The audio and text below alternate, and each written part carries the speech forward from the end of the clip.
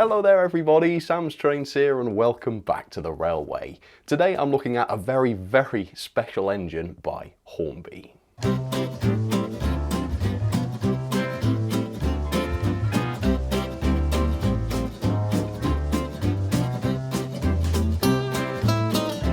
Because of their dire financial situation, Hornby have been forced to sell some very expensive models over the past few years. And in my opinion, they go about this in one of two ways usually. The first way is the bad way. That's where they just take an old model and they raise the price. They don't put the work into it, they don't upgrade it, they don't improve it. They just raise the price. And like I say, I think this is the poor approach because it just creates disappointment in customers, and when customers don't buy it, the prices have to be reduced anyway, so it doesn't make Hornby the extra money they desperately need. All it does is just shrink the hobby, turn customers away, whatever. It's not a very good approach. But then there's the second approach, which is much better in my opinion, and that's where Hornby actually invest in the model. Yes, it's still very expensive, but there are improvements to the model. There are upgrades, there are new features, it might have special packaging, it might have extra accessories or extra features that it's never had before. I think this is the better way to go about it because yes, the model's still expensive, but at least there's some extra value there. At least the customer actually gets something for that extra money. And that is the kind of model we are looking at today. And I've never looked at one of these before. It is truly one of Hornby's top of the line models, and it is this. It is the Hornby 00 Flying Scotsman. And I'll talk more about the Hornby 00 range in just a moment, but essentially, like I say, this is the top of the range Hornby stuff. It's an all metal model. It's all singing, all dancing. You can see it's got the special packaging as well. Yeah, this is a model that to me seems like it's had some investment in it. The downside, of course, is the price. So your standard Hornby A1 or A3 at the moment has an RRP of £279.99, and at the retailers you can pick them up for about £225. The Hornby 00 version of the model, which is the same thing but with the upgrades, of course, is about £100 more. So the RRP for this particular model was £379.99. And then of course you get your typical retailer discount. So the big question is whatever's in this box worth about £100 more than the standard A1 or A3 model? That's the big question. And of course the downside to this being so expensive, yes, for a reason, but the downside to this being more expensive is that it is harder to sell. And if they are harder to sell and they have to be discounted, that can create a problem. So for example, with this model, I actually paid £217.79 for it from Model Railways Direct, and that is cheaper than the standard version at the retailers. As you can see, the regular version here is £225 at the moment, so I actually paid less for this one, and that's a problem for Hornby, isn't it? Because it's going to devalue their existing models. Who is going to spend more on the basic version when they've seen that the premium version has been available for less? You know, I wouldn't do that. You would just think this is going to get reduced one day, I'm going to wait for the sale. And I think that's what manufacturers in this industry have started to do these days. They've trained customers to wait for the sales, and that's not such a good thing for them. I think that's what's happened to Bachmann. A lot of their new models, a lot of their old models too, they end up in the sale. Customers know that, so they just hold off on new purchases. And that's why Bachmann are losing so much money at the moment, because retailers have noticed that and they've stopped ordering as much from Bachmann, leaving Bachmann with unsold inventory. But that's what happens when customers consider that your prices are overboard. Anyway, look at me, I'm rambling on about Bachmann. Today we are looking at this, the Hornby 00 Flying Scotsman. This will be the first time I've looked at a Hornby 00 locomotive, and there's quite a range of these. They've done this to quite a few of the models in Hornby's range. Existing models upgraded with die-cast bodies, under the Hornby 00 name, of course. And I have to say, Hornby 00, it's a strange name to go with. I don't think it's such a good name to have gone with, really. Obviously, Hornby 00, it's a real brand. It existed back in the day. These were the first Hornby 00 scale trains, and the brand failed because it was too expensive and Triang was able to outcompete the Hornby brand. Is that an association we want to invoke? Yes, the Hornby 00 models were all die-cast, so that's good. I can see why they went for that name in that sense. But people also associate Hornby 00 models with being very old, very out of date, having very coarse detail, which is not quite what we've got here. This is a very premium model, top of the range. Now, once you know, of course, but it needs explaining to people. Otherwise, you could just assume that this is some sort of cheap, coarse model designed to invoke nostalgia. So yeah, I don't know if Hornby 00 was quite the right name.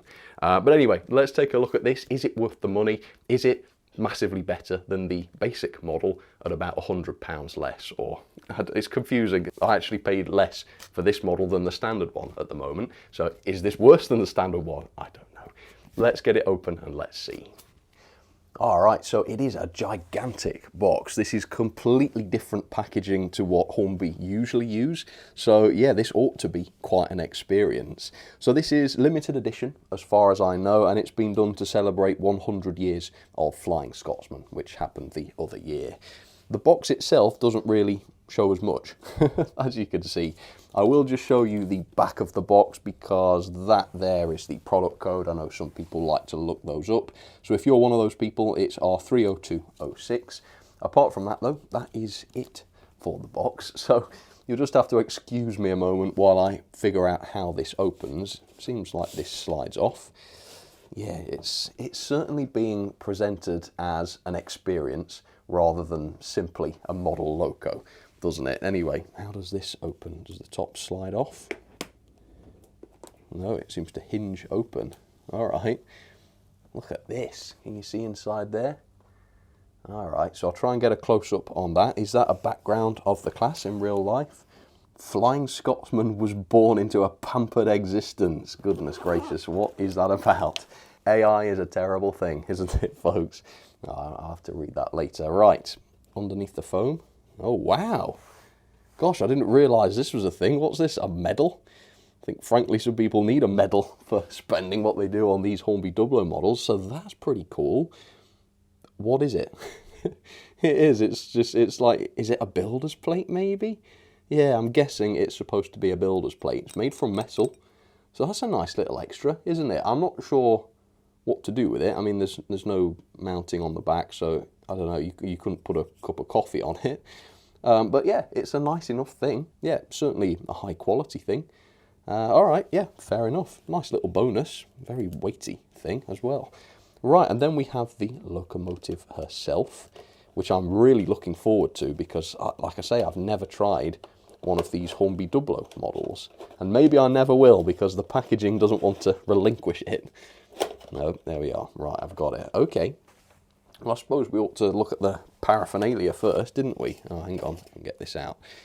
Yeah, let's see what we actually get here. So, first things first, we've got a bit of a certificate here.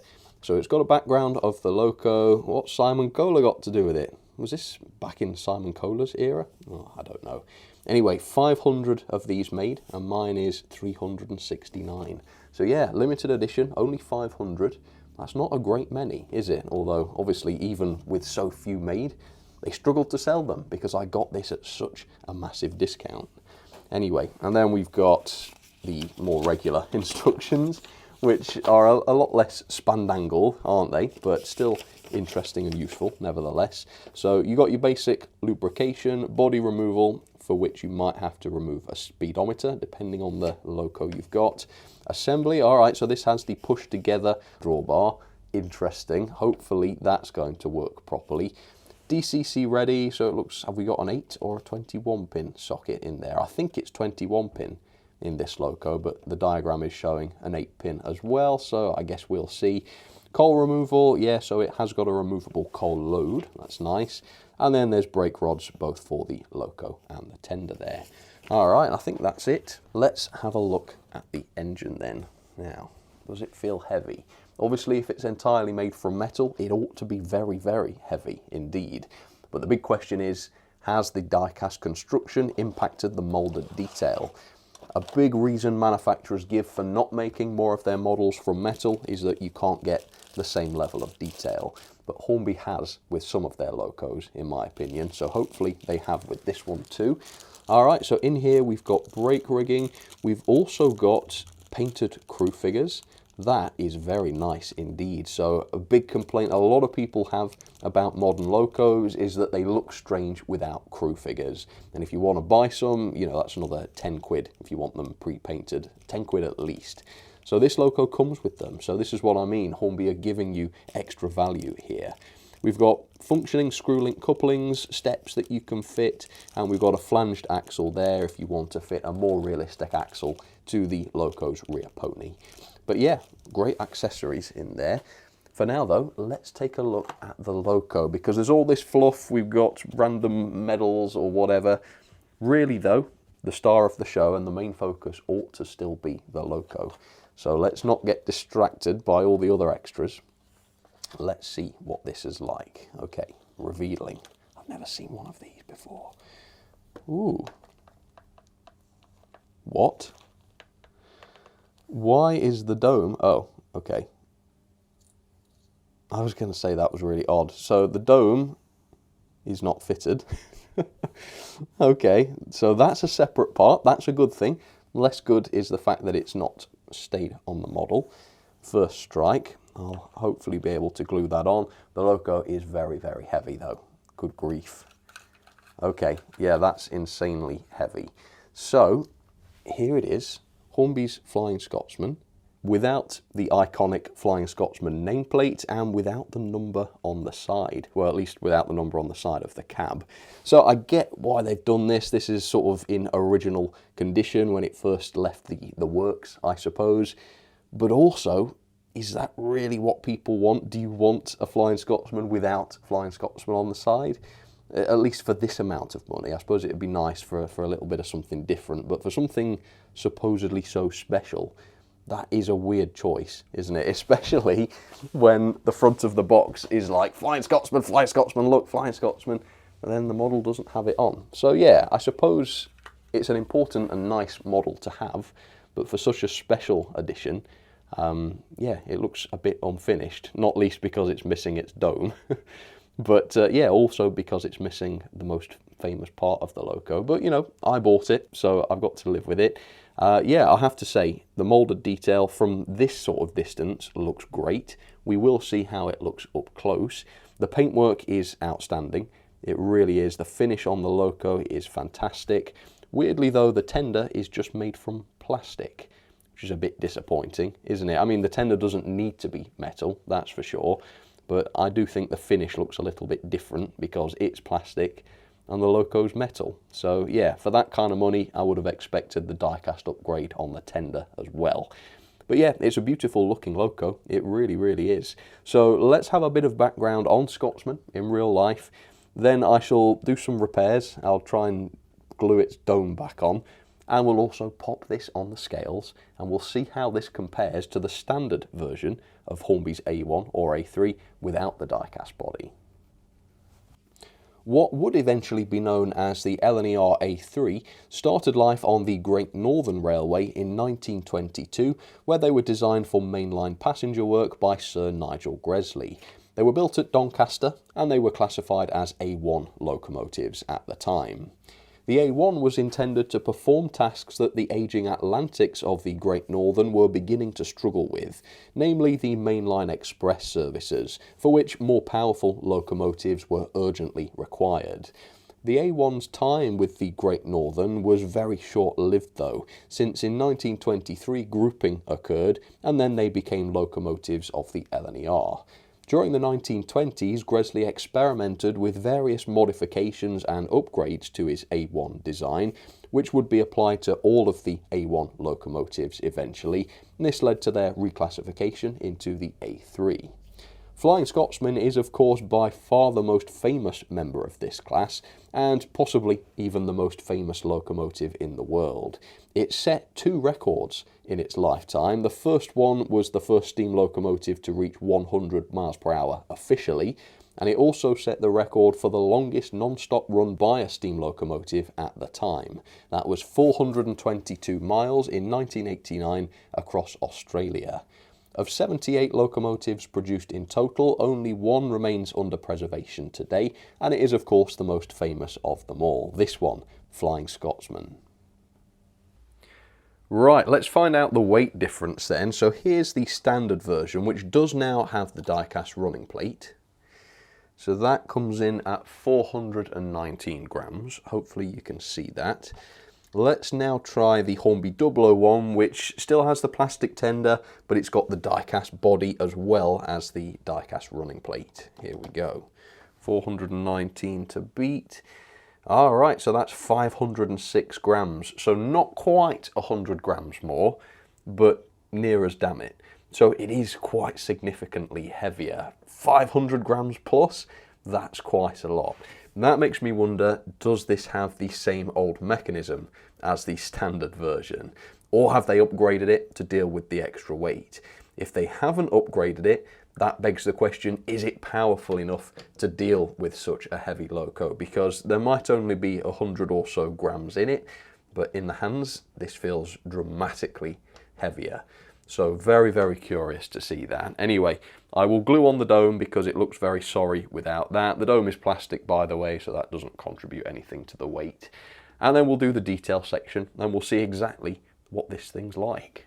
Right, let's talk about value for money then, because this is really interesting and there's some fascinating psychology at play here, I think. So before we start this discussion, first of all, I have to acknowledge that there is some value in this special packaging, right? There's also some value in this, the world's most ineffective hockey puck. So if people out there are buying this locomotive for these things, then their assessment of the value might be a little bit different. And for the record, again, I do acknowledge that there is some value in those things. For me personally though, I'm not buying this model for those things. I think they're lovely, they're sweet little extras, they're cool. I could live without those though. I am buying this for the locomotive. And I think most people, not all people, granted, but I think most people are buying this for the locomotive. And so for this kind of assessment, I am going to be focusing on the locomotive itself, and this is where it gets interesting. So the die-cast construction of the loco itself is awesome. It represents a major upgrade in the quality of the model, certainly in the weight. I like that quite a lot. But it is less than 100 grams heavier than the standard version, and yet that is really the only major difference. So you are, if we go on RRP, paying £100 more for this to get just less than 100 grams of extra weight. Now yes, granted I'm ignoring the extra packaging and the hockey puck or whatever it is, but when it comes down to brass tacks, that's really the difference we're talking about here. So you're paying more than £1 per extra gram of weight. But some people might say, well, you know what, fair enough. It's a die-cast loco, the quality's there, the weight is there, that's worth an extra £100. But that argument, that justification only works if you can psychologically convince yourself that the extra weight is worth the extra money.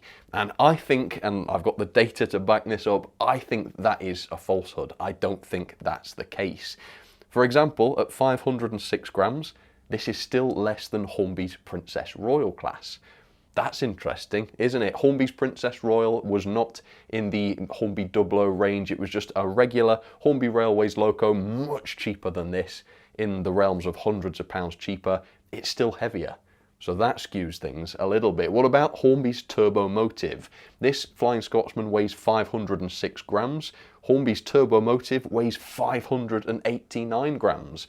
It did have a die-cast body. It wasn't in the Hornby 00 range, but it did have a die-cast body, and yet it was £85 cheaper. Even today, with its increased price, the RRP for Hornby's Turbo Motive is £294.99. So with this loco, yes, you are getting more value. You've got the packaging, you've got more weight in the loco and such, but with an RRP of £379.99, I do think this is overpriced. I do think there is some psychology at play here, which makes people think, you know, I'm going to spend nearly £400 on this, or, you know, a little bit less if you get the retailer discount, and it's worth it because of the die-cast body.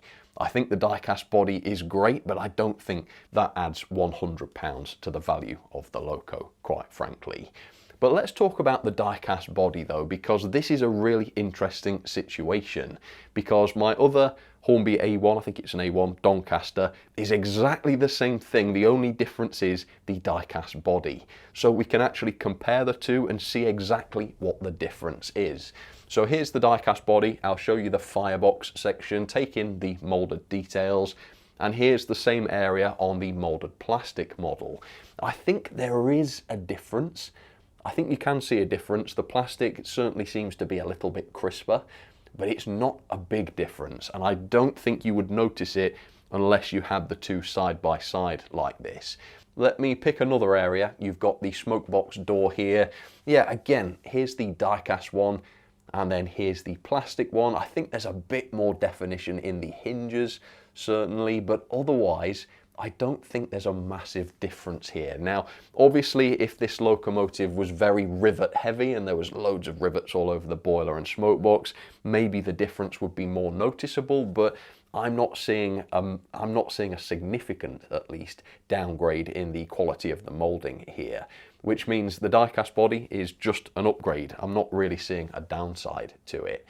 The decoration is better than we've seen on these Hornby Gresley Pacifics in the past. For instance, the regular version, the non-Dublo version, at least the one that I've got, doesn't have the matte smoke box. This one does. Now, my Doncaster was one of the first of the upgraded Hornby A1s with the die-cast running plate. Maybe on later batches they have added the matte smoke box, but on mine they didn't. This one does have it, and it looks fantastic. It really does look good. And also the top of the cab is done in the matte as well. And yes, even the top of the cab here is made from metal. It's die-cast. So yeah, it's very, very good. I have to say, I really love the quality. Up close, the lining on the boiler could be a little bit better. It is messy in places, as you can see. Although on the whole, it is pretty good. Most of it is neat, just a few bits of it that aren't. The finish of the boiler though is tremendous. The way this shines looks so, so good. The previous A1 was pretty good. They did improve this a lot, but this one I think looks even better. One thing I would say though is that the shiny finish does kind of exacerbate these moulding lines. They are quite noticeable in certain lights. They are there on the plastic bodied version, but because the shine isn't quite as pronounced, it's a little bit easier to miss it on those. And of course we've got all of the lining on the splashers, which looks good. No Flying Scotsman nameplate, which is a shame on this model. And again, in the back of my mind, I'm thinking they've been a bit clever there, haven't they? Because that's another thing they've not had to make on this £379.99 locomotive. Yeah, I mean, it's a good cash generation locomotive, isn't it? Although, again, I did pay £217 for this, so probably not such a major source of income for them once discounted. Anyway, I'm getting distracted by the price again. Running plate, die-cast of course, and it's got the lining on it. Same with the truck at the back, that's got beautiful lining on it. And the wheels, these are done beautifully as well. Look at all the lining around the axle and also the outer rim where the tyre is. Yeah, it's a beautifully painted model, even down to the bogie wheels, of course. Fantastic. Here's a look at the front buffer beam, beautifully lined of course, and you've got the running number on there as well. Obviously the quality of the bodywork and all of that is great. The quality of the build, a little bit less so. Obviously this dome was detached. I'm going to say that's less of a build quality issue though, and more of a packaging issue. It seems as though whoever came up with this packaging maybe wasn't aware of why Hornby's normal packaging is so effective. And that's because the plastic clamshell packaging sits into an outer cardboard tray with an air gap all the way around. So it's not actually clamped in there too firmly. The Loco's clamshell packaging can actually move around a little bit, which is really good for absorbing shock. With this packaging, As we saw, that clamshell packaging was just crammed into rock solid foam, which means there's no movement whatsoever, and any impact on that box is going to be transferred straight to the clamshell and straight to the locomotive. And of course, I think this dome must have been in contact with the packaging, and so that just came away. I think it's more of a packaging issue. Again, maybe whoever designed the original Hornby packaging is long gone, and maybe the current Hornby team responsible for this one kind of forgot why it was designed in the way that it was. But yeah, poor packaging. It's very fancy, but it's not really done the job, at least not in my case. And there's a few other questionable build quality issues here. I mean, look at the front vacuum pipe there. That's at a bit of an angle. Should that be straight? I think it should be. And then we've got visible glue on this little rod here coming out from under the cab. I mean, it's not bad, but with the full price as high as this loco really does need to be perfect under scrutiny. But it's not bad. I think that's probably the end of the list when it comes to build quality issues. So let's talk about detail then. It is pretty much the same as your standard Hornby A1, but we do have the lovely valve gear and coupling and connecting rods. That all looks great. We've got the separate mechanical lubricators fitted underneath the smoke box there, and those are separately painted, of course. All of the handrails on the model are wire and separately fitted, so that's great. Obviously the main handrail, but also the ones around the cab, so there's no expense spared there. That's very nice. All of the detail on the smoke box is separately fitted, so we've got the handrail, that's a separate part, made from wire, again, not just cheap plastic, really good to see that. Separately fitted door handle on there, separately fitted lamp bracket. We know full damn well that this dome is a separate part. I've glued it on as best I can. That is just a plastic piece. I'm not entirely sure why that needed to be separate really, but I assume there is some sort of reason. And then we've got turned metal safety valves. Again, that's really good quality. It's a good quality loco, this. And the little tiny plastic whistle, obviously that's had to be a moulded part. Over on the other side, we've got a separate reverser rod fitted to the underside of the running plate. Even that is made from metal, which is very nice. Here's a subtle detail. There is no detail between the frames, and there is this sort of section here that juts upwards a little bit, but you can see right through. You can see beneath the boiler. That was not a feature on the previous A1. That area was totally filled in with the non-Dublo version. So yeah, it's only a subtle improvement, but it is an improvement nevertheless. So that's quite interesting. Then of course we've got the opening cab air intakes. That's a really nice feature. Obviously the little sliders themselves are plastic, but they fit very nicely into the die-cast cab roof, which is interesting. And then we've got glazed windows. Again, the glazing fits very nicely into the cast body, and all of the window frames are lined and picked out and such. That looks great. The cab doors are pre-fitted, and we do also have a pre-fitted tender full plate, which doesn't seem to be pivotable, but it's in a reasonably realistic position, which I think is good. The cab interior is phenomenal. They've done a really cracking job with this. Loads of different colours, separately fitted parts, the gauges picked out, and of course a relatively new feature for the Hornby A1 or A3 is the cab lighting as well. You've got the firebox flicker inside here, which again is a really, really nice extra. The tender is a bit less remarkable. It's beautifully painted and very, very nicely done, but this is, as far as I can tell, the same as the standard Hornby Railways A1. So it's not made from metal, it weighs about the same as far as I can tell. It is a shame about that. I think, you know, the price would have been better justified if you had the cast tender. It doesn't need it for any weight purposes or anything, and of course it will detract a little bit from the loco's pulling power if it was die cast. But yeah, does the colour look exactly as it does on the loco? I think maybe the colour does, but the finish is certainly different. It doesn't have the same shine as the loco body. I think on the whole though, they've done a fair job of matching the two. We've seen a lot worse. I think, was it Hornby's Turbo Motive that looked a lot different, loco versus tender? Yeah, this is not as bad as that, but I think there is a bit of a difference depending on the light and the angle that you look at it at. The decoration though is beautiful. You've got the lining, of course, the L&ER lettering and the numbering, that's all spot on. And of course you've got the beautiful lining around the underframe as well, with all of the axle boxes picked out in the red lining. Yeah, it's a beautiful tender, it really is. The controls on the front end of the tender, those are painted as well. That looks great. We've got the separately fitted guards around it. These bars, they're all separate and they look good. And as we saw from the instructions, this coal load is separately fitted and removable, although I think it looks perfectly good. Yeah, that looks realistic enough for me. I would never feel compelled to remove that or replace it, but you could, so it's nice to have the choice. Then all of the handrails on the tender, these are again wire and separately fitted, so it's lovely to see that there is no expense spared here. And of course we've got the lamp brackets on the back here, which again are separate parts.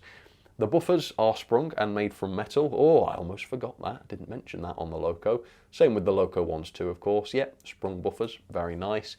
And then we've got the NEM coupling pre-fitted into the back of the tender, and it doesn't poke out too far on this Loco either, so you can get some pretty decent close coupling. Speaking of couplings, one thing I'm not going to mess about with too much is the Loco to tender drawbar. I've actually not disconnected these so far, and I will have to for the mechanism section later on, but I'm going to try and minimize that as much as possible because they are a bit finicky, these.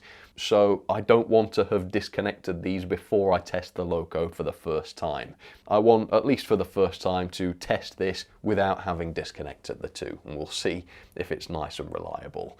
So yeah, that's it. Big question mark over the value. I'm not convinced this is necessarily worth £100 more than the standard model, but you do get some nice extras. The die-cast body's awesome. The packaging is interesting, if not very effective. And of course, we have this. The world's worst hockey puck, a perfectly useless item. No mounting on the back, so you can't put it on the wall. Literally, all you can do with it is this. Put it down on a coffee table somewhere and have people that see it wonder what's the matter with you. It's quite nicely made, I suppose. It is a real shame that it's got this silly 100 years logo. I don't think anybody really wants that. A more realistic builder's plate, I think, would have been nicer. But it is what it is. It's a nice little extra. I'm not too sure how much value it adds though. I imagine this won't have been cheap to produce because it's metal and very heavy. Yeah, I don't know, maybe if this could have been a cheaper product, we might have been better off without this, but I don't know. Let me know, what do you think down in the comments. Anyway, let's see how this runs. Let's get it down onto the track. So there she is down onto the track. I have already filmed the initial performance test and I'll show you all of that in just a second. After that, I took this apart to look at the mechanism, and that's what I'm going to walk you through now. I have to say, I'm disappointed. The mechanism is good. On paper, this is a good mechanism, but there's one problem with it. It's not been upgraded.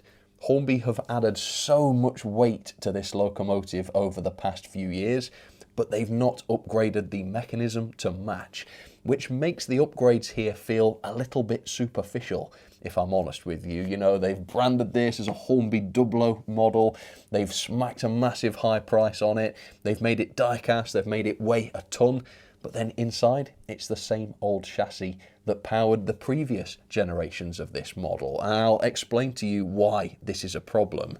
So when this model first came out, when Hornby first made their A1s and A3s, these weighed 392 grams. So the mechanism in this Loco is designed to move a locomotive and tender that weighs 392 grams.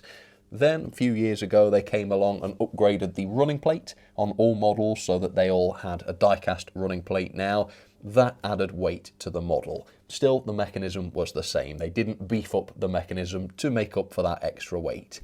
Now, way over 500 grams, and still, it's the same old mechanism. So the mechanism in this Loco was designed to move a Loco that weighed 300 and something grams. It's now being expected to move a 500 plus gram Loco, and surprise, surprise, it really struggles.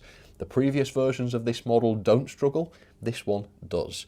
But anyway, like I say, on paper, it's a good mechanism. So we've got loads of pickups, the tender wheels all pick up, which is great, and the Loco driving wheels pick up as well. So you've got, what, 7 wheels per rail picking up power? That's plenty, that's really good. We do have the new drawbar, which my previous Hornby A1 didn't have. I'm pleased to say though, on this model, this works fine. I have disconnected it and reconnected it. It works, it doesn't cause derailments. The power seems to be reliable through the connectors. Yeah, no problem with that. So it's a plus with this model. It's convenient, which is great. The base keeper of the loco is fully removable, which is great. This wasn't always the case with the Hornby A1s, so this is more of a recent upgrade. That's great for serviceability. You can clean these pickups very, very easily. You've got separate bearings fitted to the axles, and there's also this timing wheel here, which is for synchronizing smoke or sound to the motion of the loco. Don't have that on this loco, of course, but it's an option. And it is the center axle that is driven as before. The body is held on with just one screw, so again, this is quite easy to remove. And here you can see we've got the inside of the body, which is all die-cast, obviously.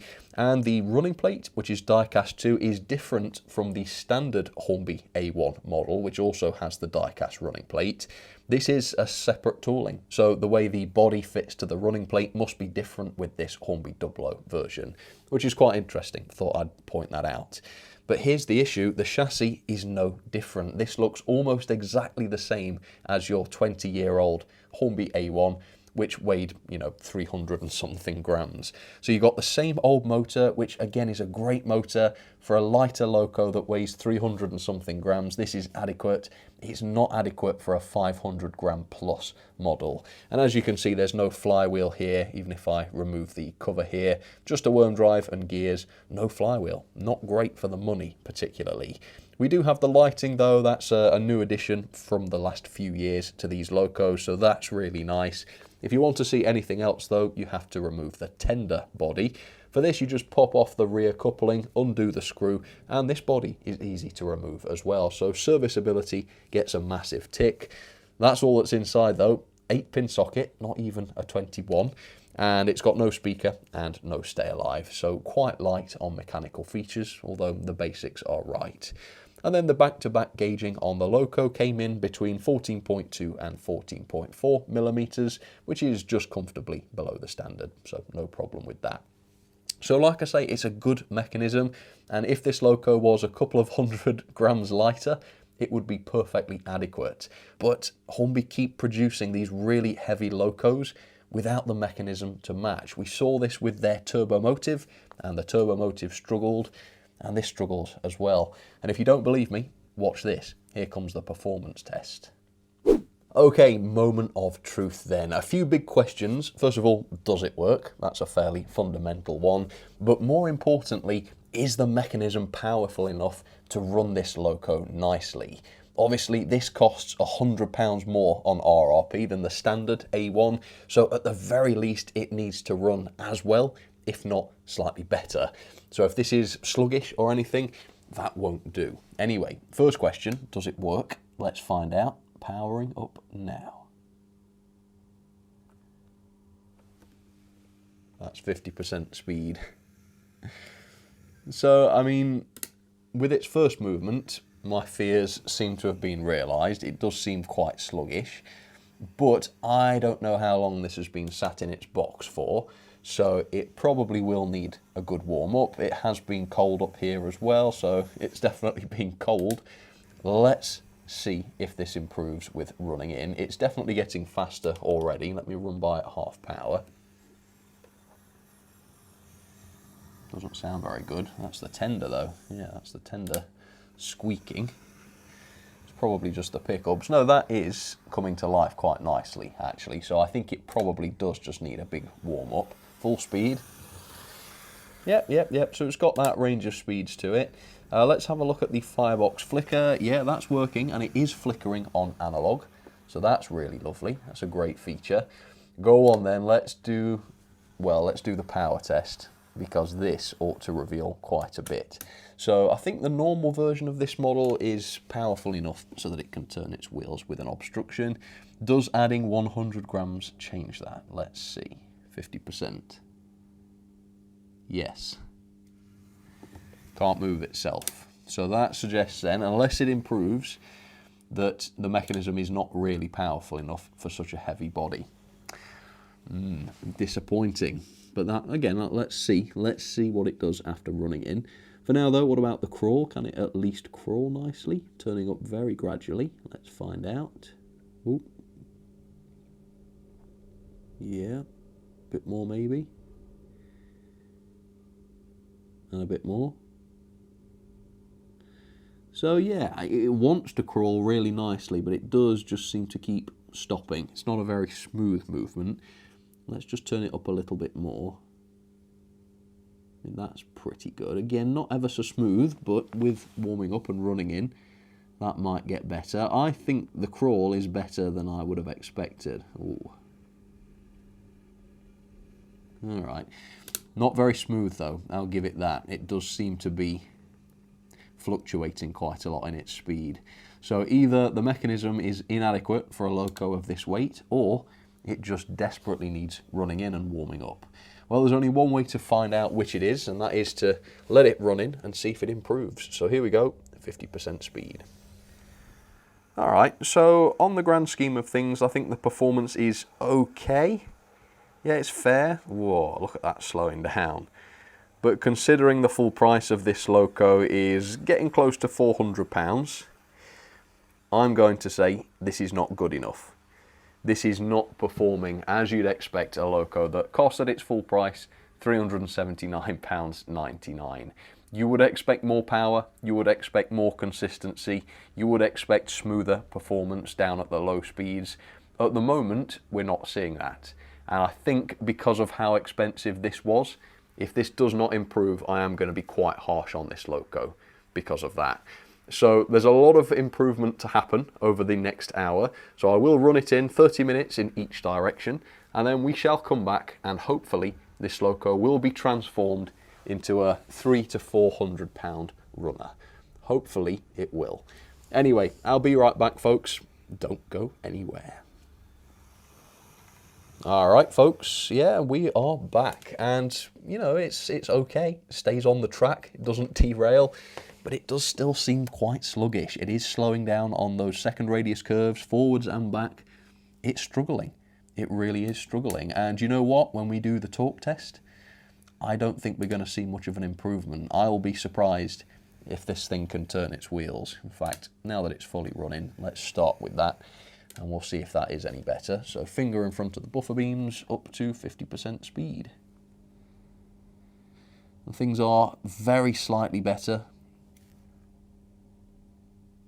It is just about able to turn its wheels, but it's a great struggle, and it does stop once in a while, as you saw just then. As you can see, it's struggling massively, and again, I can do a side-by-side comparison. Here is the original locomotive without the die-cast body, without the die-cast running plate. Look how much more easily this thing can turn its wheels. That loco does not slow down on curves, it does not struggle. This one does. Hornby shouldn't have upgraded the body without upgrading the mechanism. That was their big mistake with this. Anyway, let's have a look. Is this any faster? I don't think it seems much faster. Maybe it's a bit less sluggish, but again, this is on the straight. On the curves, I don't see any improvement. The crawl was okay before. It was struggling a bit though, wasn't it? So let's see if that's better. Here we go, turning up. Yep, it's moving. So it can shift itself very slowly. That is quite impressive. Unfortunately though, it's not a smooth motion, is it? It keeps going and then stopping and going and stopping. It's very lurchy. It kind of inches. It doesn't move smoothly. I think if I turn it up, it will start to be smoother. See, that's getting there. A bit more. Yeah, that's pretty good. So yeah, the slow speed performance is okay. It's not going to win any awards, but it's okay. I mean, for the weight of the loco, I think it's better than you'd expect. Let's see if I can do a smooth acceleration. Yeah, not really. There was just one bit of a stall / stoppage there, wasn't there? Otherwise though, yeah, it's pretty good. Okay, so the tractive effort was good. I mean, it's a heavy loco. So I did measure 0.75 newtons on that tender coupling, so that's pretty good. Obviously, bear in mind though, at that kind of load, the loco's doing this, and it's not going to be moving a train at that kind of load. So it's got the traction, but it's not got the power, which is a shame. And I'm hoping I'll be able to demonstrate that with these coaches. I don't think 6 coaches is a particularly heavy load for one of these locos. I think any less than 6 and you start to think, you know, that's not a complete train really, is it? So let's try it with 6. Let's see how it gets on Gordon's Hill and those second radius curves. And hopefully you will be able to see what I mean. So here we go, backing up. Let's see how she gets on. That was a nice smooth start. All right. Nice smooth stop there. Well, it wasn't smooth, it was pretty sudden. But I didn't smash into the coaches, which is pretty good.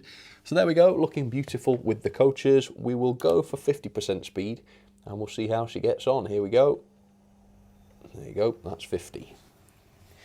See, something a bit sluggish about that, isn't there? Even with 6 coaches on the straight.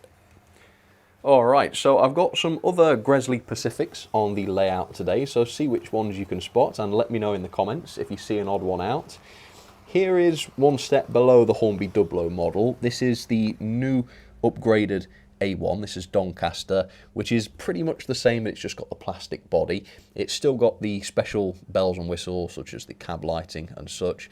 But it must be said, this one's a lot more powerful. Look, if I hold it and turn it up to 50, this one can turn its wheels.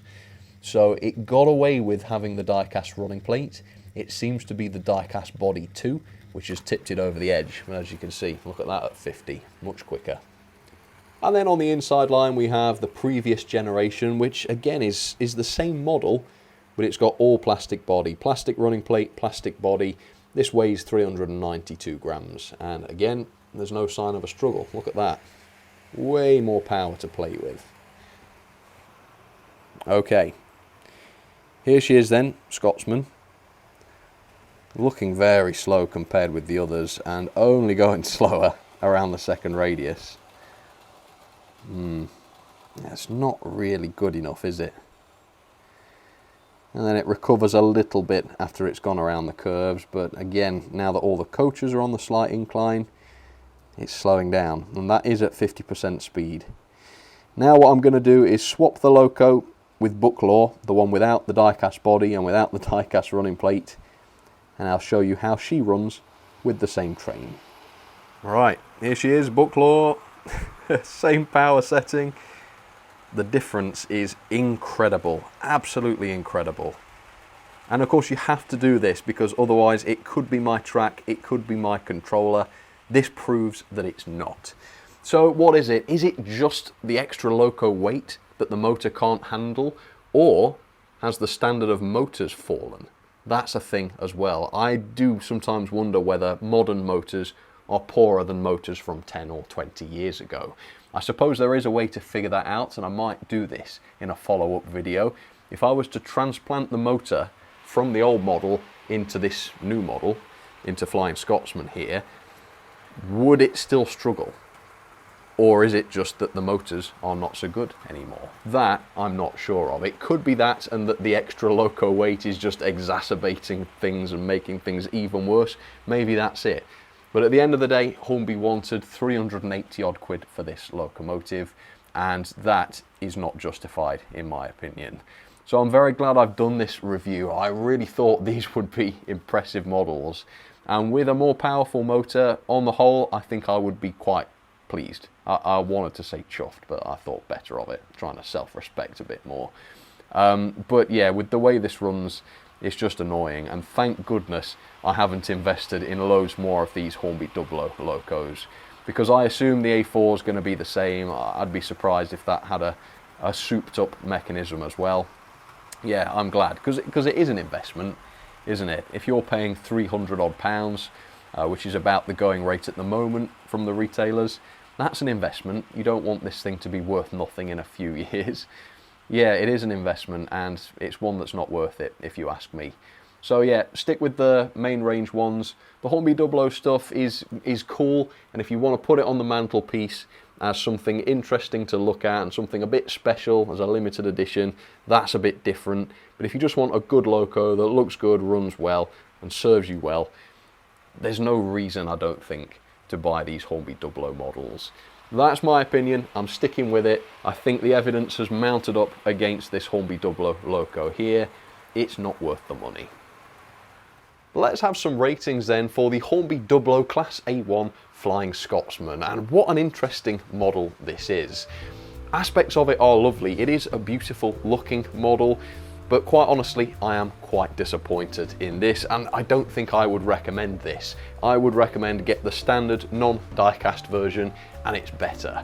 So I love diecast models, I love metal models, I love the quality of them, and I do love the fact that this model is made from metal. But the extra weight and the extra quality from that is outweighed by the ridiculous price, by the poorer performance, and by the poorer quality of the build in areas, and the poorer quality of the packaging, which led to some damage of the logo. So let's get into all of this. The level of detail I have to give 5-star. This is a stunning model. The paint job looks fantastic. It's got the matte effect on the smoke box and the cab roof for the first time, which I think looks great. The cab interior looks wonderful. Even though the body is die-cast, the moulding is still good, so I can't fault it. The detail, 5-star. Features wise, this does really well too. It's got sprung buffers, it came with painted crew. That is so cool. It's got interior cab lighting, which is great to see. It's got the detachable drawbar, which does work without any problems, so that's great. It's even got screw-link couplings in the accessories bag, so lots of great features. It doesn't get 5-star on features because it doesn't come with a pre-fitted speaker, which is a shame at this price, and there's no stay alive either, although I suppose that is more forgivable because there's loads of pickups. The performance though, I've just had to give 2.5 star. It's really quite a disappointing performer. Without a load, it's just about okay. It does slow down on the curves quite a lot, but it is a decently smooth runner at the higher speeds. Can't crawl though. Yeah, seems to really struggle to crawl. I mean, it can go pretty slow, but it's not smooth. It's quite coggy. And the non-diecast versions of this model were better, it must be said. It's also very underpowered. With coaches, with a load, it slows down quite a lot on the curves. It doesn't pass the torque test. If you put the fingers in front of the buffer beam, the thing just stops. The other models that were lighter didn't do this. Now, your mileage may vary on DCC. With better motor control, maybe a decoder would be able to overcome this, but in the same conditions as I've tested all of the other Hornby A1s and A3s, this is definitely, no doubt about it, a worse performer. Not good enough, unfortunately.